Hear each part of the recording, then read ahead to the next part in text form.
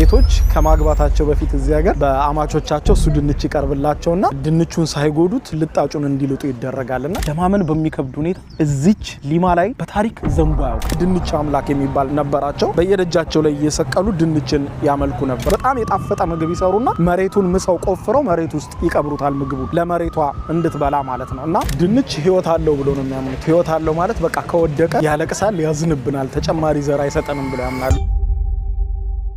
ዛሬ ማስጎበኛችሁ ሀገር ተአምር በሚመስል ሁኔታ በዋና ከተማዋ ላይ ፈጽሞ ዝናብ ዘንቦ የማያውቀው ድንችን ለመጀመሪያ ጊዜ ለዓለም ያስተዋወቀችና ሚስት በድንች የሚመረጥባት እንዲሁም የምንኖርባት መሬት ከመሬትነት በዘለለ አምላክ ሆና የምትመለክበት አስገራሚዋ የደቡብ አሜሪካዊቷ ሀገር ፔሩን ያለነው የፔሩ ዋና ከተማ ሊማን ዛሬ እንጎበኛለን። የዩቲዩብ ቻናሌን ሰብስክራይብ በማድረግ የደወል ምልክቷን ተጫኑ። በቅርቡ ብዙ ሚሊዮን እንገባለን። ለማጣቆኝ አቤል ብርሃኑ